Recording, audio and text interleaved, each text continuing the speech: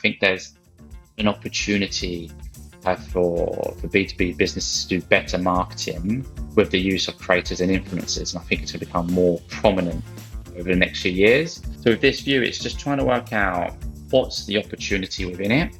So whilst I continue to develop this muscle myself, do some work with existing clients and speak with other marketeers, I just want to develop my own knowledge. So part of that is let's create a content hub for other people who want to go and learn it, and then try and be positioned as the person who's that B2B creator kind of expert. Okay, what if you're not an influencer yet, but you want to start positioning yourself as an expert? Well, in this conversation, we chat with Chris Peters, and this was the position he was in. So what he decided to do is start writing a newsletter and sending it to people internally at his company. And guess what? Over time, more and more people started to subscribe to the newsletter, people outside his company, and now Chris is considered one of the most knowledgeable people when it comes to B2B influencer marketing. If you're thinking about becoming an influencer or subject matter expert, this is the show for you. And if you like this show, hit that subscribe button, tell others about it. You can send me a message on LinkedIn, let me know that you're listening. I would really appreciate it. Okay, let's dive into the conversation with Chris. Good morning, Eric. Great to be here. Yeah, no, pleasure to have you here. I want to get started with your career. I know currently you're at Wavemaker, but you started doing something on the side. I think your company's called Moon at Dawn. Mm-hmm. And I want to know how you got to this point where now you're successful in what you're doing right now for your company. At least I assume so. But then you're also branching out and you're creating your own thing. I think you're launching a new podcast. You've got this newsletter that you've got more than 3,000 subscribers now. Like, how did you get to this point? Yeah, so just giving a bit of a summary and introduction to myself. So I'm a client partner at Wavemaker, as you mentioned, and Wavemaker is predominantly known as a media buying agency for big conglomerates and enterprise business. And my role is to lead the strategic direction of the B2B accounts that I oversee. But over the last 12, 13 years that I've worked within agencies, I've always had, I guess, that plucky entrepreneurial spirit that's served me well in my career. But prior to my agency life, I've worked in startups. I've had my own startup. I worked for myself for a certain time. So I've always been a bit of a builder. So that kind of desire to build and have something of your own has never left. So throughout my agency and kind of corporate career, I've always explored and dabbled in things that you can work on the head, how you can kind of elevate in, how you can consume different content, kind of side projects can you work on. So that's always been part of my makeup.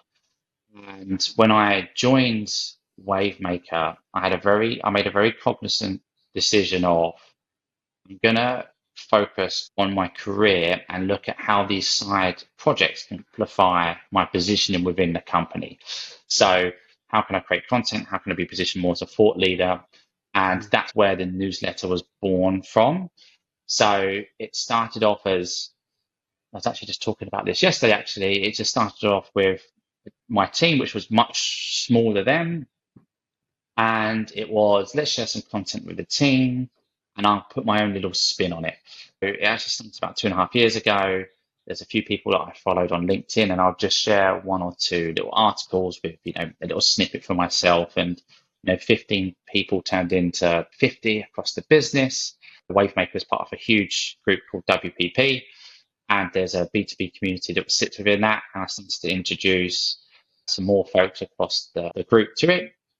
I'd say introduce them, I would just add them, hope that they didn't shout at me. And Aaron and I started to introduce more senior people to my newsletter, and they would forward it onto their teams. And by and large, it was really well received.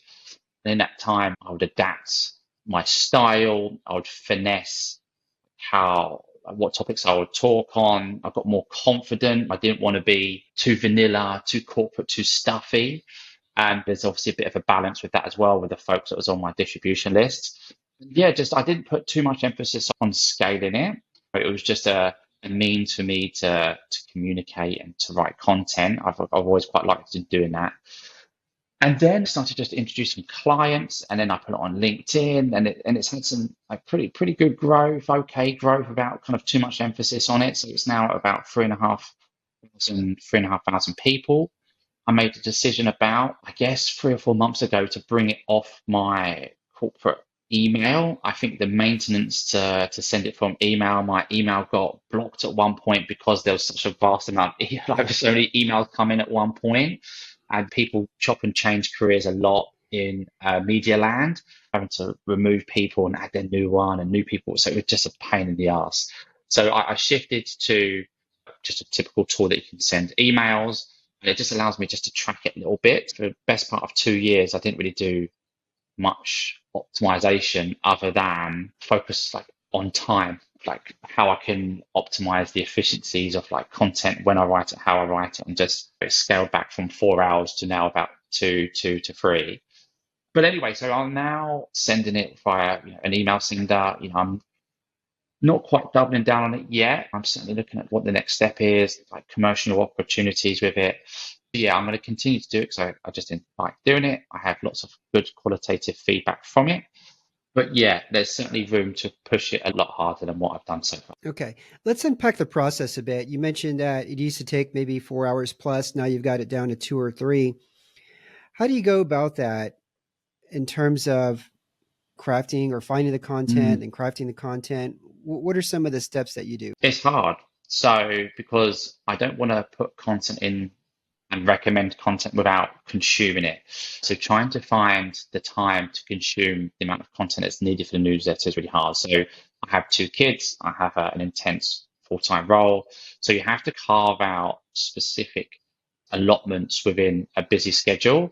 What I've narrowed down was, instead of sporadically reading like large volumes of content daily, I bookmark a lot and just have a time of focus every week where I'll just sit there and just read content. And it just allows me to be far more efficient with just actually putting pen to paper, so to speak, and just actually just jotting down your views and actually just reading content. Because I read lots of content I just think is not worthy of sharing. I just drill that down. My wife knows when I'm doing that, so I can just ring fence that time at home. Just with my career, my day job, it just allows me to, I'm dropping off the kids and all of these other things that I have to maneuver around this. I've just really honed in on when I do that, which is typically on a Thursday evening, post kids club, and all the things that I'm doing with the kids. And when they're going to bed, I get that done then. And in the morning, just before I drop them off to school, I'll physically send it and do the final checks and whatnot. So yeah, lots of finessing. Once upon a time, I'd write, and it was a 4 or 5 hour slog, and it just wasn't realistic to keep doing it like that. Yeah, and your writing style as well, right? It's, you get more comfortable with writing, you get more comfortable with and learning like what works and what doesn't, and that was a big part of it as well. Just putting in the reps and just writing a bit quicker. Yeah, yeah. And did it achieve your goal of becoming seen as a thought leader within the company? Yes, I think it has. I think there's lots of people that kind of reference the newsletter when I'm first speaking to them, if they've come across it before. It just happened just last week with someone quite senior actually within the organization. Oh, just reference, oh, you're the Chris who puts this newsletter together. Yeah, that's, it's always a nice start of the day with a coffee before I get into emails. There's quantitative feedback that I can use in terms of subscribers going up, but it's the qualitative feedback from people that you aspire to be or have quite established, impressive careers. So these types of things. So, and it's helped unlock interesting conversations. So people on LinkedIn have reached out. So it's that kind of stuff. Yeah.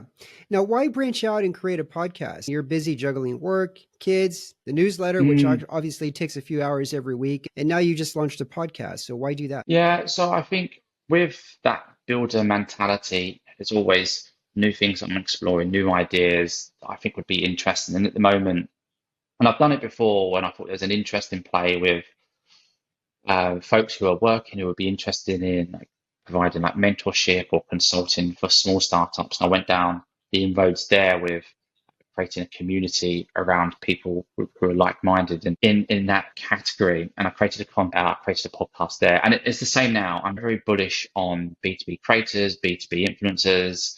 I think it's an emerging trend in B2B marketing. And as such, we're doing it with our clients here. I know there's a lot of appetite with B2B marketers, like people I speak to. Obviously, my feed is being filled up with more and more influencer content. This might be because I'm gravitating towards it, and it's what LinkedIn is deciding to show me. But there's just a lot more appetite to test it and to learn how it can work for individual business. And it's on the back of all of these conversations that we're having with our market. The books are not traditional playbooks not working as much or as effectively as they once were.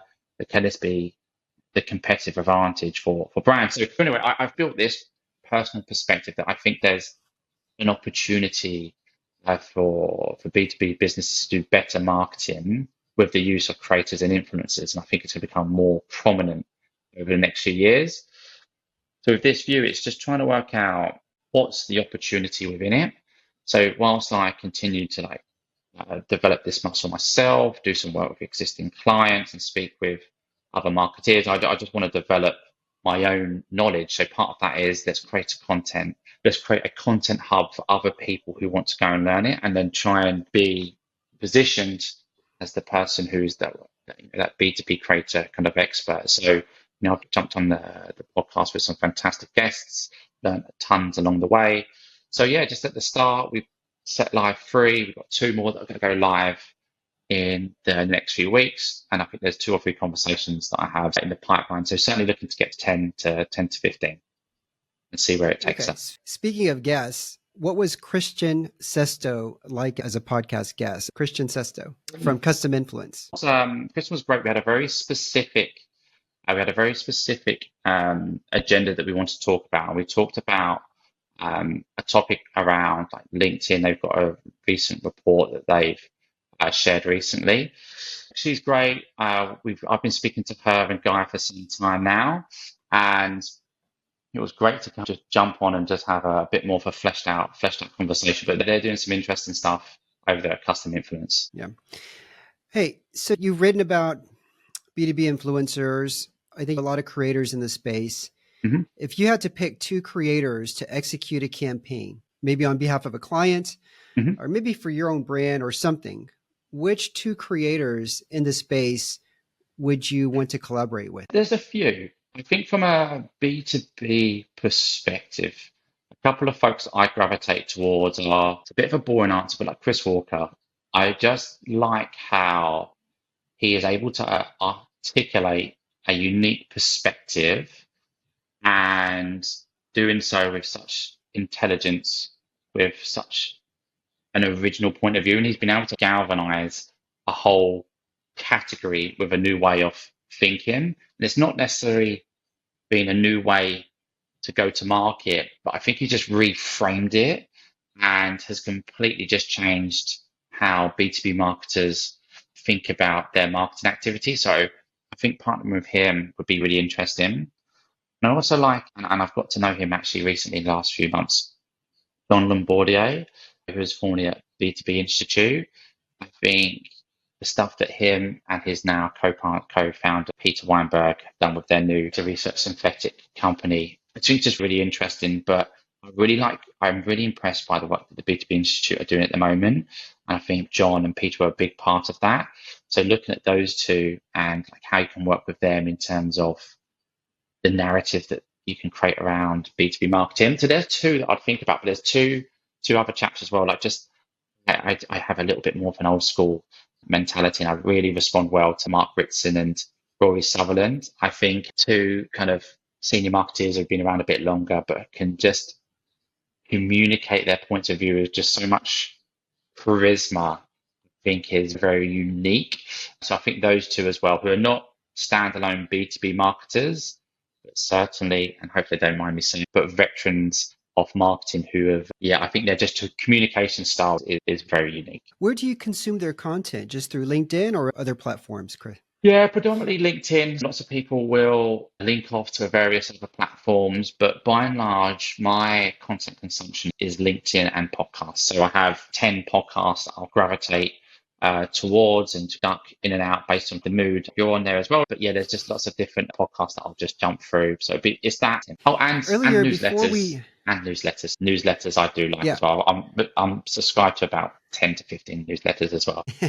Something interesting that a sponsor told me recently, and she said that in the summer, people do not read or open their newsletters as much. They're on vacation.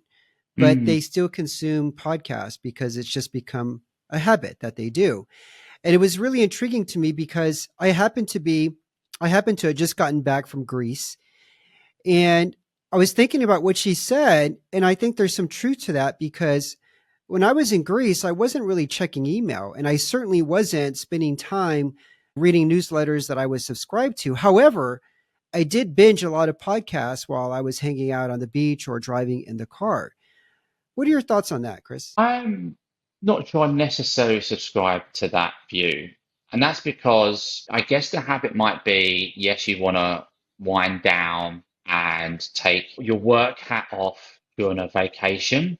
And that might be actually by and the assumption is you're by the pool, you're having a walk, you're at the beach, and you might stick on a podcast, and the podcast might be a work-based podcast. But I think with the same point of view of you're not consuming newsletters would be that actually you probably don't want to necessarily consume a podcast based on your work outfit. So I think the behavior might be that, yes, you're probably more prone to listen to a podcast than read a email newsletter on holiday.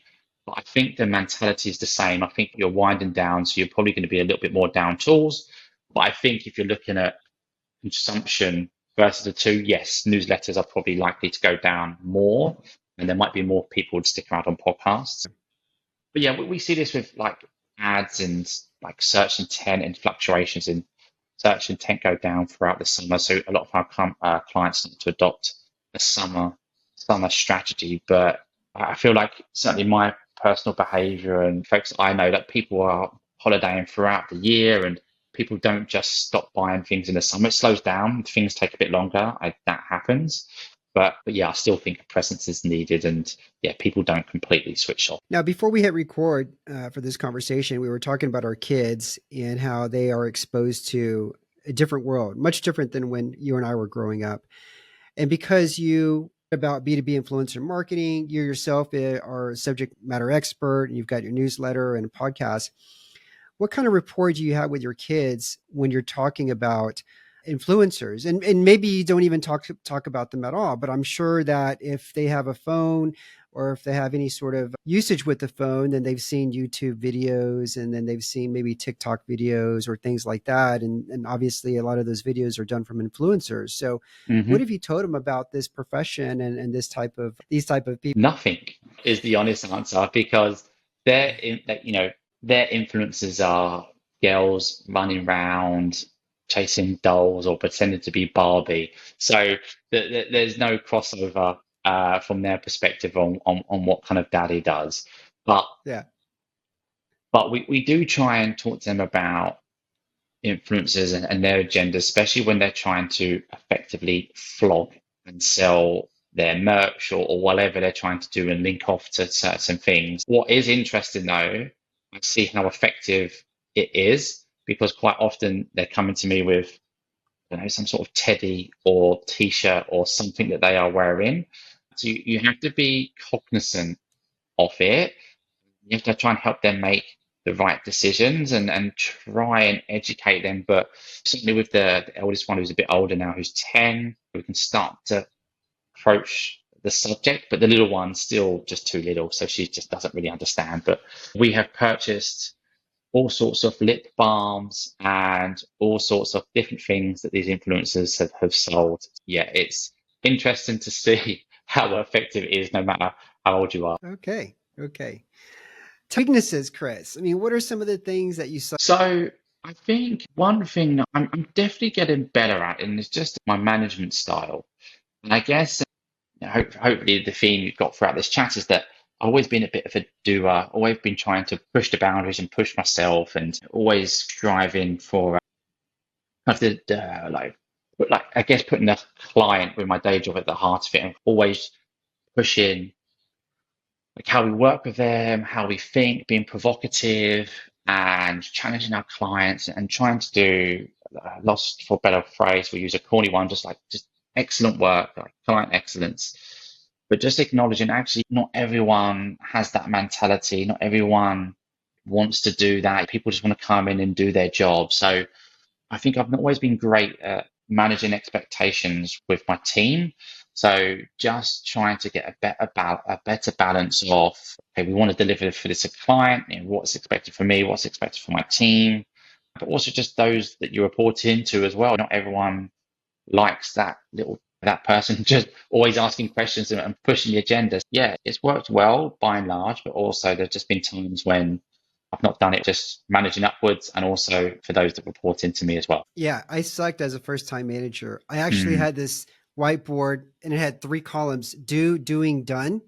mm, Every morning I had my team come up. It was like at 8:30 a.m. And we had these little post-it notes and we would talk about every project and where it was on the column. And I thought it was great. It's showing to management that my team, we're busy, mm. we're getting stuff done, we're moving things forward, where I know what everybody's working on. But most of the team members hated it. And so it was a big lesson for me to learn that no, your specific work style just is not the same for everybody. So I've been there It's before, Chris. managing people is so hard. When you're coming through and you're junior, that's all you want to do, right? You want to, or I certainly did want to climb the ladder, start managing people, but it's really. Yeah, no, it definitely is. Okay. And I've got some rapid fire questions for you. I Mhm, just want you to tell me the first thing that pops into your head. mhm. Okay. The most interesting thing you did in the last 26 days. I went to presentation training yesterday. That was quite interesting. Okay. Okay. All Mm. right. The Academy Award for blank goes to Chris. Overbear, overbearing line manager. I don't know. Overbearing line manager. Yeah, Okay. Okay. Blank is a crazy thing you did either to make money or save money. yeah. So this is a bit of a long couple of years ago now. So when we first bought a house, my wife had a tendency to always get water by her bed, but not drink it. And I started to half fill up the water at night time for her. She'd be like, Yeah. just fill up the bloody water. It's like half a pee. So yeah, that was the weird, crazy thing that I did a few years ago. Okay. All right. The last one for you. Blank is an unusual food you consume. I don't do it now, but when I was younger, my go-to post drinking meal was just a big block of cheese. So when I come home from a night out, just go and get that big, nice block of mature cheddar was my go-to after party meal. Yeah. No, I love that. I buy one every week from the store, and Yeah, usually every day I go and I cut me a piece of block of cheese. yeah, I do love that. I still like the cheese, but my palate has evolved from just plain old cheddar. But yeah, that was my go-to. Yeah. Yeah. I haven't matured. I'm still stuck on cheddar.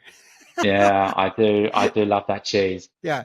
All right, Chris, thanks for coming on Innovators Can Laugh. Where can people learn more about you? Yeah, you can go to LinkedIn, find me at Chris Peters, and you'll get all of my information there. All right, fantastic. For those listening, if you like the show, subscribe to it, hit that like button, tell others about it. I'll be back next week with another innovator from the UK. All right, cheers. Thanks, Eric.